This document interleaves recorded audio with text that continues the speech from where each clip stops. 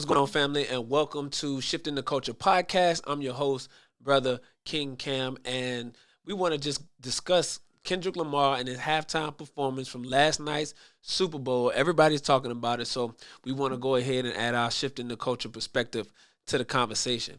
And there's been so many things that people have been saying since last night to this morning.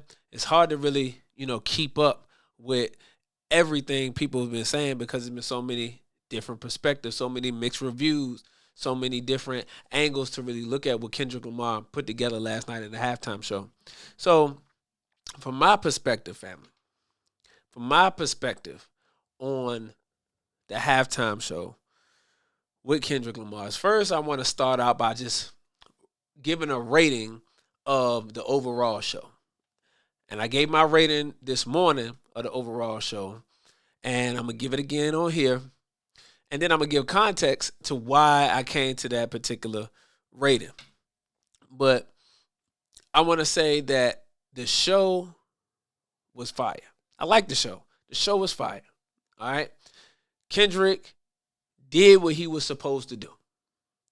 Kendrick did what he was supposed to do. He understood the assignment with that stage. Now, with that being said, my overall grade of the halftime performance was a 7.5. On a scale of 1 to 10, my grade was a 7.5.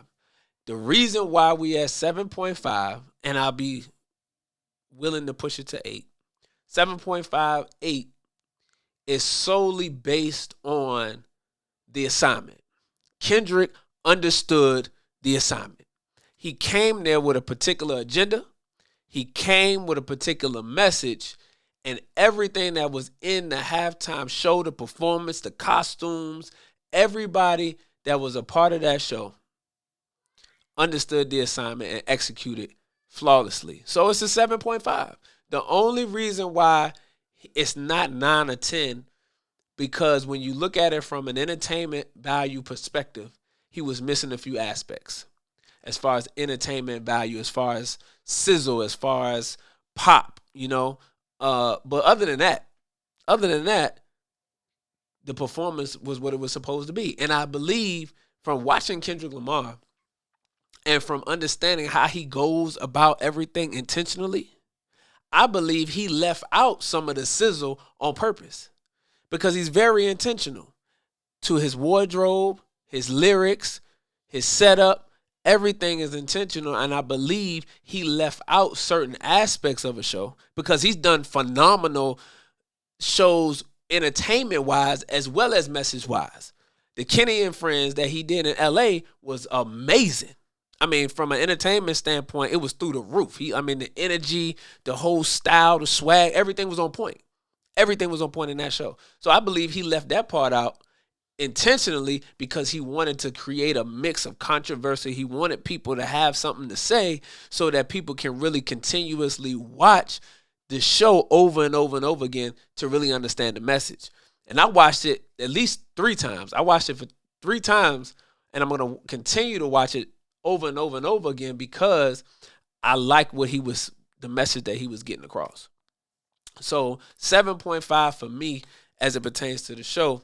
But we want to also just look at some of the connection and what Kendrick was doing and what he used the halftime show to address. Because a lot of people are stuck on the surface level that he was addressing Drake or putting the final coffin in Drake.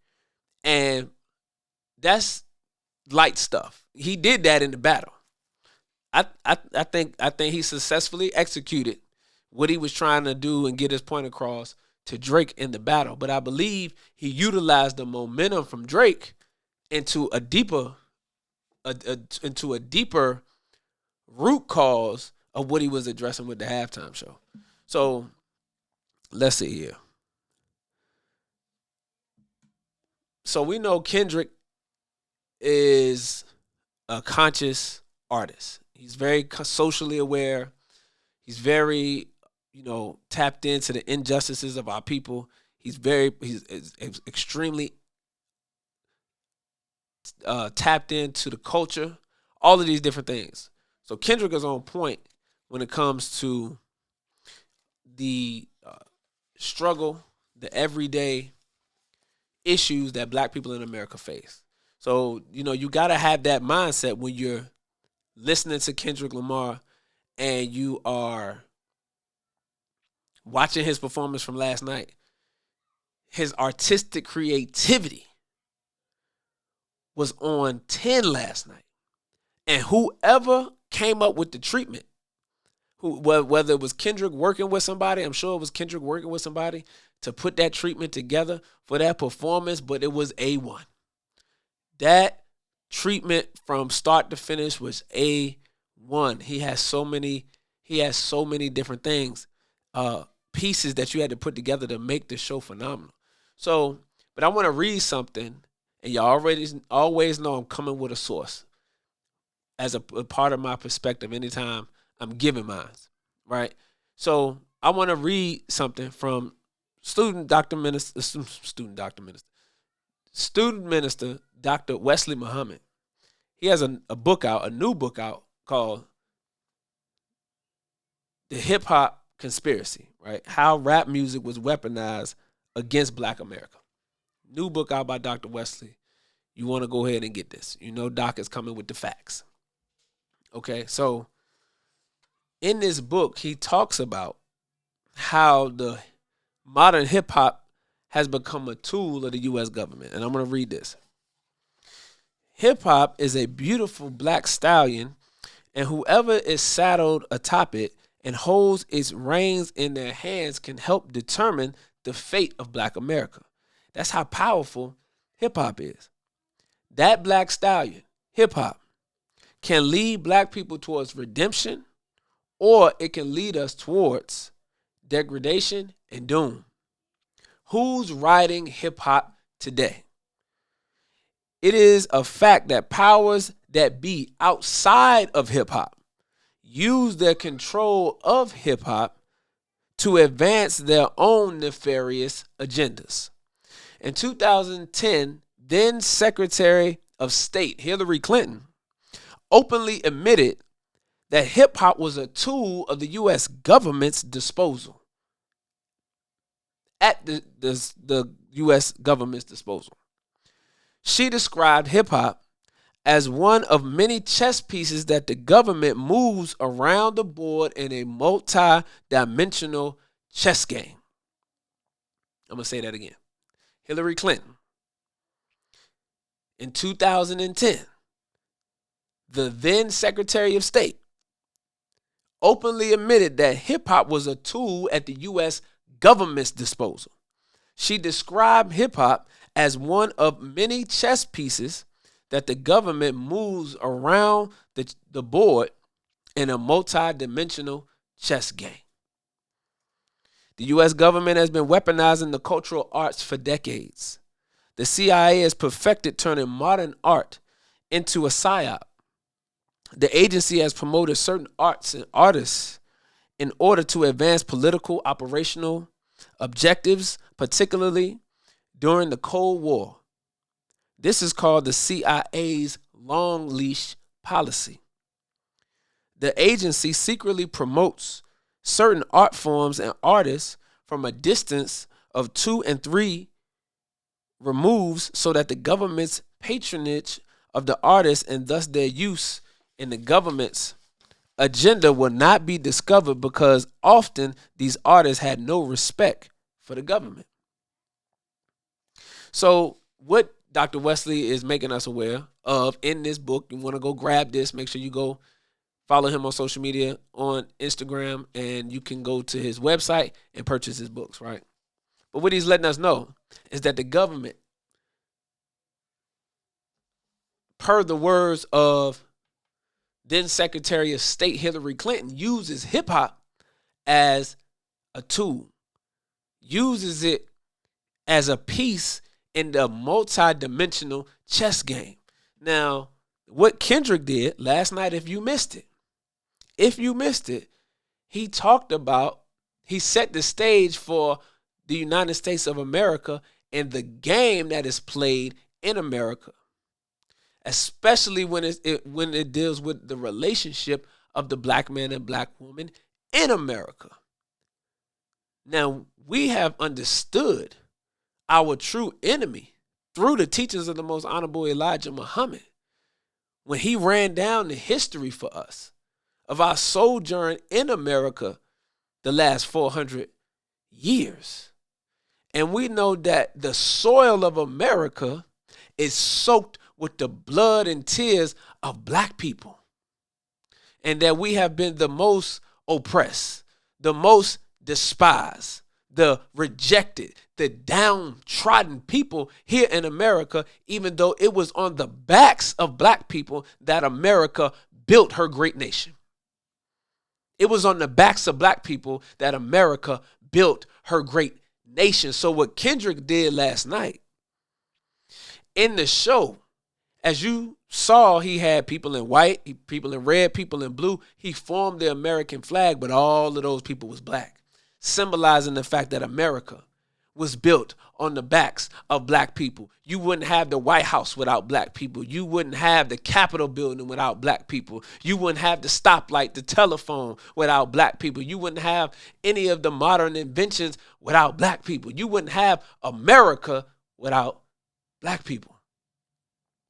Kendrick made it clear last night. Made it very clear. And how hip-hop has become a tool used by the government as a psyop. Meaning they're using the tool to control your mind. And instead of upliftment, they use it to tear us down. So Kendrick had the PlayStation set up. The whole thing was set up like a PlayStation, talking about the game that they play in America, and it's set up like a PlayStation. So he had the X, the O, the triangle, the square. Y'all know what a PlayStation controller look like. Y'all know what time it is. So he had that set up. I don't know if you peeped it, but he had that set up. And then he had the dead president's piece in the beginning, and he had the allusion to Squid Games of how rich people take joy and entertainment out of the death of the poor people. Huh? And man, this was heavy. What Kendrick was doing, Kendrick was surgical last night in the representation of what America truly is, and then also showing America the hypocrisy that she is always engaged in. Always engaged in. So you had that, you had those elements. Shout out to SZA. She looked amazing last night. Shout out to SZA. Looked amazing. Her performance was on 10. Her voice was amazing. I loved it. Shout out to Serena Williams, hitting that crip walk like, hey, killing the crip walk out there. And I know, I got to verify, but people are saying that Drake used to date Serena. She was his ex-girlfriend, and somebody also said SZA was too. I don't know if there's actual facts, but again, these are just little nuances that Kendrick was hitting on. But again, it's bigger than Drake. And the reason why is because what people fail to realize, and I got to say this, is what we failing to realize is we keep getting stuck on Drake as if Drake is the op. And Drake is not doing anything more than the rest of the token Negroes that operate in other areas outside of entertainment. Because you got Negroes like Drake that operate in movies, in movies, right? Actors. You got Negroes like Drake that operate in sports. You got the cooning athletes. You got Negroes like Drake that operate in politics. So Drake ain't the first one to be used by the system to advance their agenda and benefit off of it. We always have the discussion. We always want to talk about who cooning and who's selling out and all of that kind of stuff. But Drake is still a black man. He's a black man that benefits off of the system. And because he can play to one side, he's benefited more than others because obviously of his Jewish roots. He can play that up and benefit more, but he's not necessarily the enemy in this case. We got to think beyond Drake because we like to get stuck at our people. In any situation, we love to get stuck on our people, but we don't never want to take the next step, which is those who made our people into that. Those are the ones who are the puppet masters, the ones who are pulling the strings. We don't ever want to go that far, because when you venture into that water, when you venture into the deep end, like Ye has done, like the Honorable Minister Louis Farrakhan has been doing for 60 plus years, when you get over there, you see it's a different ball game. They're not playing fair. They on another level of mindset, another level of power. And this is what Kendrick was alluding to when he talked about ownership and about the blueprint. Because in America, if you don't own your stuff, if you're not in ownership, then the only other possibility for you is slavery, is the slave ship. Like my brother 19 Keys says ownership or the slave ship, but you're going to be in one or the other. And America knows this. So this is why ownership is so important. The Most Honorable Elijah Muhammad instilled in us the idea we do for self or suffer the consequences. The Honorable Minister Louis Farrakhan has been championing that, and we have to move a whole lot faster. We've been kind of slow. We've been hearing this, but we haven't been moving. We've been hearing this, but we haven't been moving, and this is why we suffering the consequences to this day, because we don't own anything. We, black people in America, are 40 to 50 million people inside of another people. It's about 350 million people in America total. Black people are 40 to 50 million out of that 350 million. We are a nation within a nation.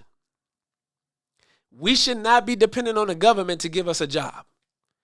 We should not be dependent on the government to educate us. We should not be dependent on the government to feed us.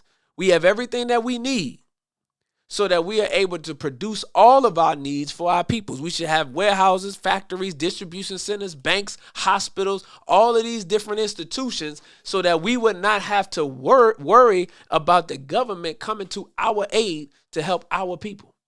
That's not what we should be doing. It's too many black people here.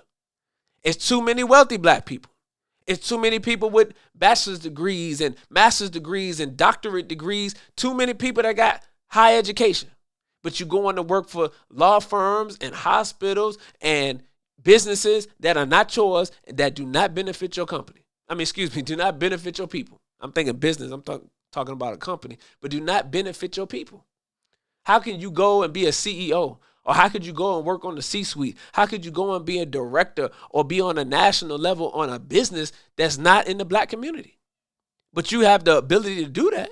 You need to take those skills and you need to bring it back to your own community. This is what the Asians do. This is what the Jews do. That's why they're able to build themselves up. We got to do the same thing, but don't get me on that rant. Don't get me on that rant. But listen. So Kendrick gave us a revolutionary message. And the beautiful thing about hip hop is that it's always had a revolutionary aspect to it until it didn't. It always had a revolutionary aspect to it until it didn't. And the reason why is because that was done on purpose. That was done on purpose. And let me read this to you. Because the influence of hip hop is what Kendrick Lamar is trying to bring it back to. He's trying to bring us back into what hip hop was in its inception. Okay? Now let me give you this. Because as we know, black people don't control hip hop. Black people don't control hip hop. And that's what Kendrick was also talking about. See, we're not in control of this. And what's happening is those who are in control are using hip hop to control you. Those who are in control use hip hop to control you. So the golden age of hip hop and Islam. I'm going to read this.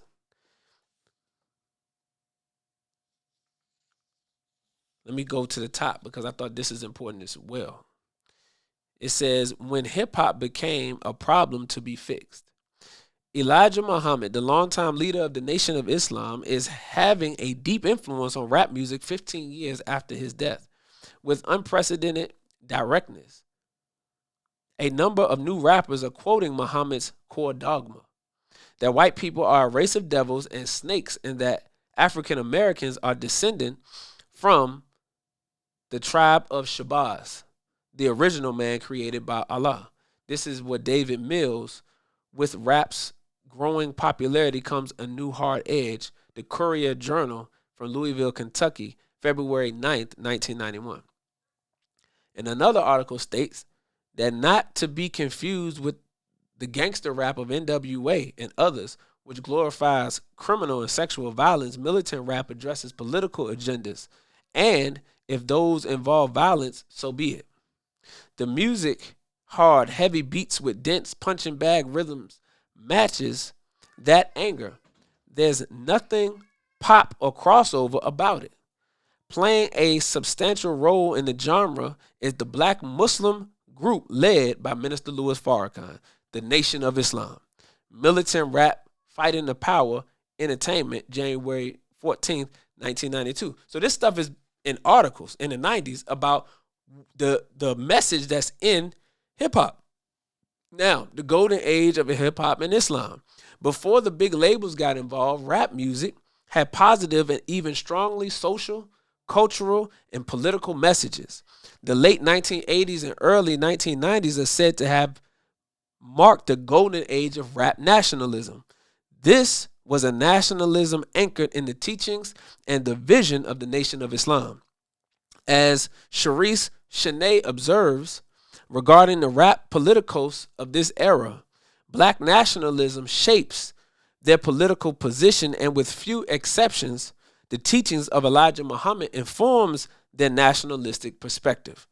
Matthias Gardell elaborates, the hip-hop movement's role in popularizing the message of black militant Islam cannot be overestimated. What reggae was to Rastafarianism in the 1970s, so hip-hop is to the spread of black Islam in the 1980s and 1990s. Teenagers danced into black consciousness and internalized the Nation of Islam creed through hip-hop albums, expressing thanks and support for the Nation of Islam and Louis Farrakhan has become almost standard practice on the rap albums and long quotations from NOI literature and often included in the lyrics. Most of the more influential message rap artists are either members or sympathizers of the Nation of Islam or other related black Islamic organizations such as the Moors or the Nation of Gods and Earths.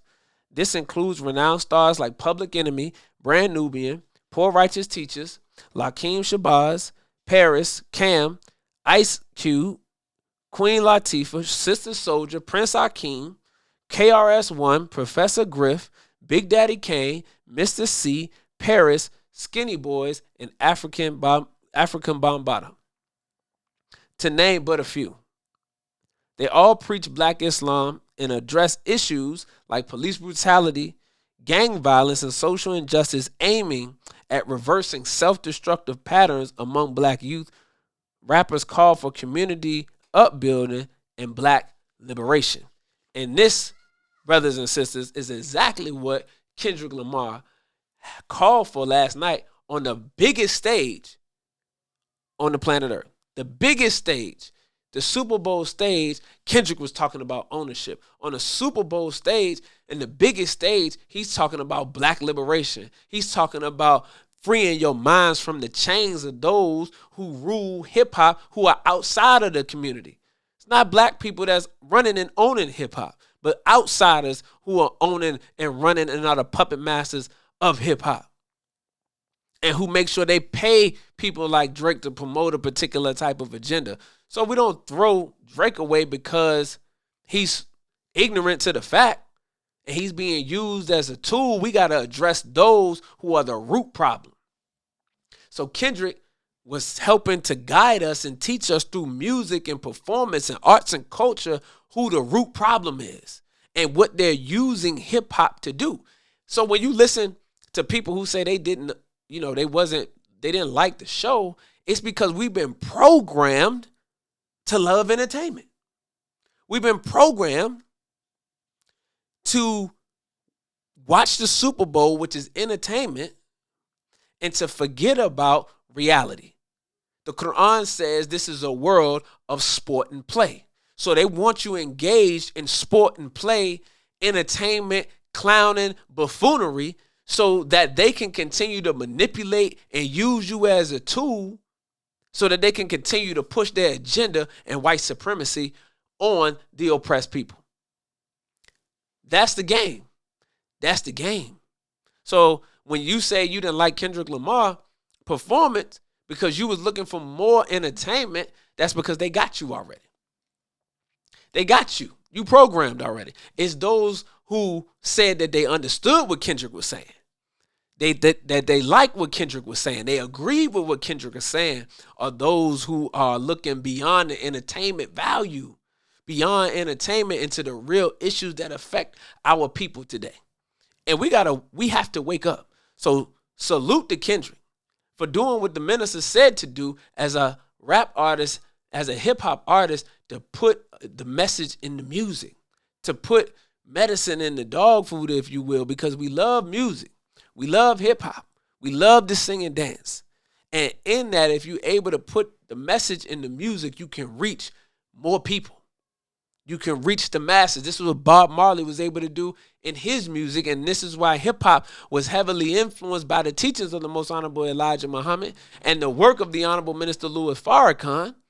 That's why hip-hop became a problem that needed to be fixed, because they knew from watching Bob Marley the effect that music had on the masses of the people and how it had the ability to shape the minds of the community and influence the culture. See, whatever direction hip-hop is going is the way of the people.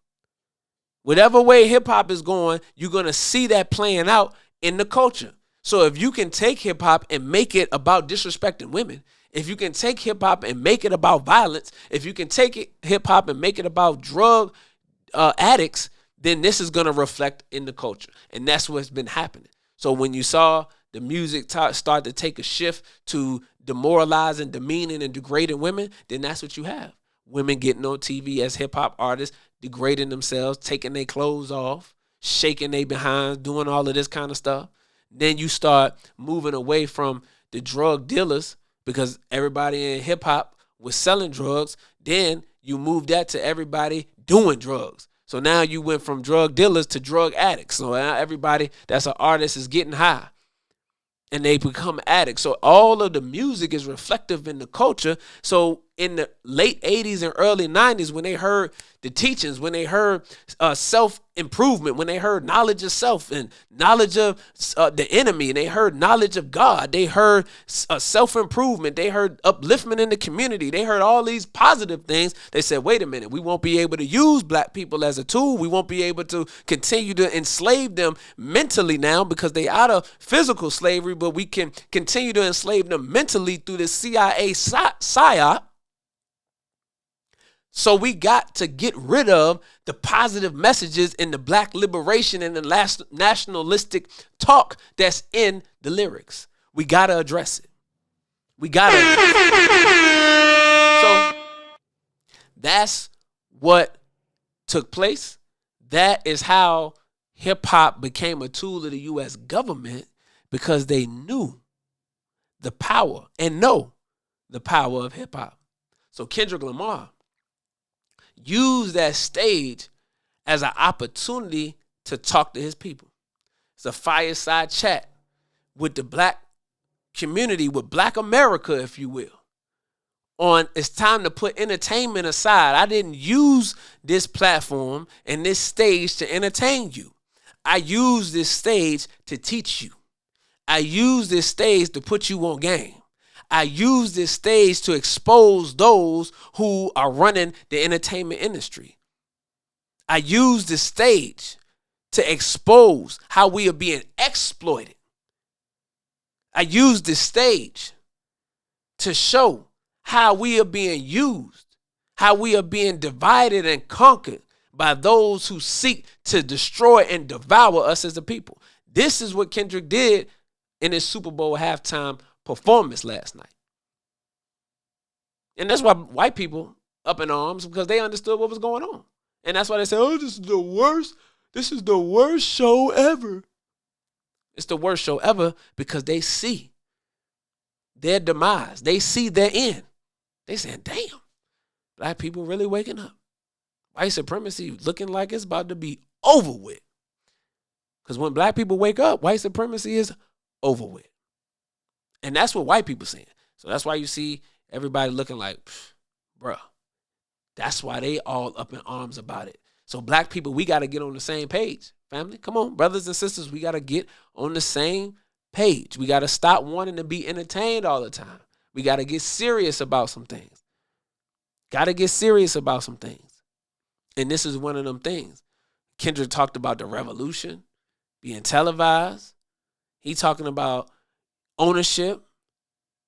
He alluded to so many different things. And lastly, I love the fact that Kendrick used this opportunity to express a different type of culture.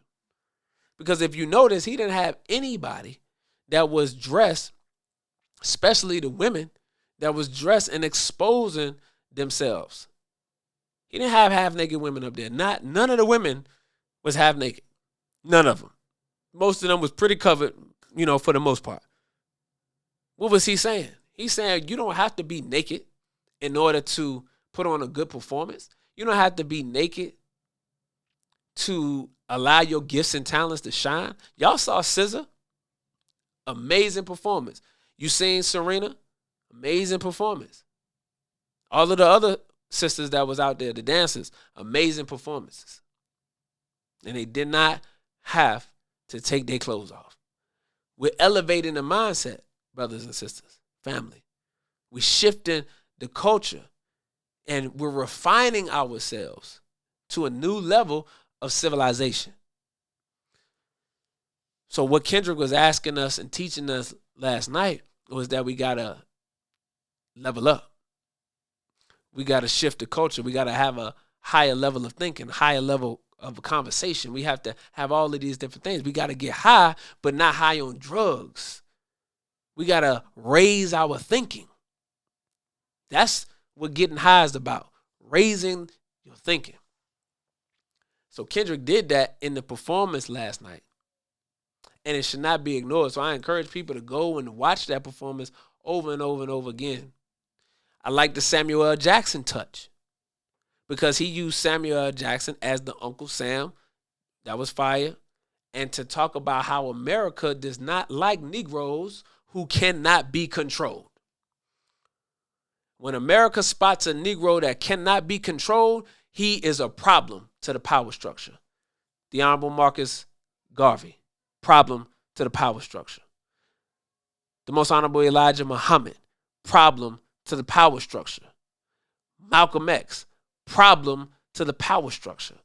The Honorable Brother Minister Louis Farrakhan, problem to the power structure. Why? Because America could not and cannot control them. And they got a problem with a black man who can't be controlled. See, when they can't scare you, when they can't put fear in you and make you bow to that which they want you to bow to, when they can't bend your knee, when they can't make you scratch where it don't itch, when they can't make you jump and you say how high, when they can't do that to a black man, they know they got a problem. So they'll write things in FBI documents and create programs called COINTELPRO to spy on black organizations that are instilling in black people the idea of not being afraid to stand up for what is right. And they put into FBI documentation that we are watching for the rise of a black messiah. And they use militant. They're afraid of that because they know that is the criteria in which Jesus, the Christ, comes in. Jesus, the Christ, the Messiah, is a black militant. Yeah, yeah. Jesus is a black militant.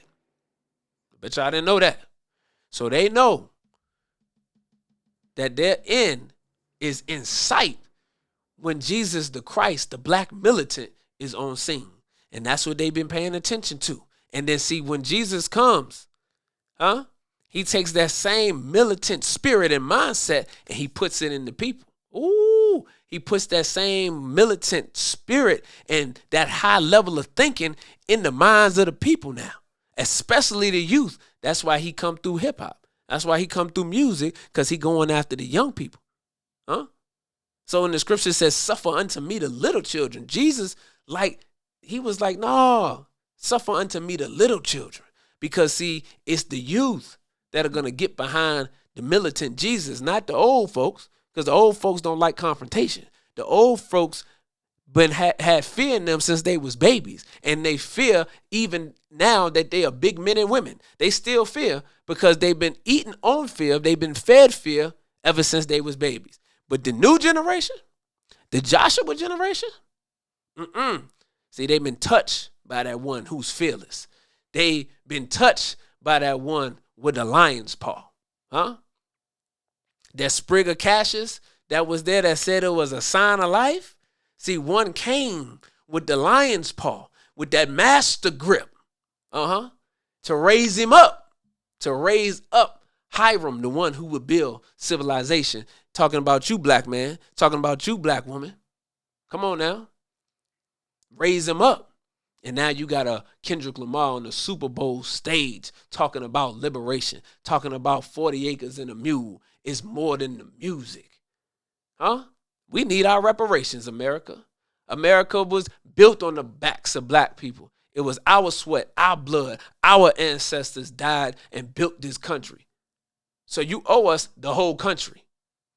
You owe us not only 40 acres and a mule. You owe us these institutions. You owe us these neighborhoods. You owe us these buildings and these corporations. You owe it all to black people in America. That's the message. But did you miss it? So make sure you tap in. Shifting the culture. I'm going to be doing another show on this as well, family. I'm going to bring a panel together, and we're going to just, bring in some other perspectives on what was also taking place, as Kendrick went through that whole performance piece. But it's just my thoughts and my perspective on the show last night. Make sure that you check us later on in the week. You understand? With another Shifting the Culture episode. But, let me know what's your thoughts and how you felt about the halftime show with Kendrick Lamar last night at the Super Bowl, family.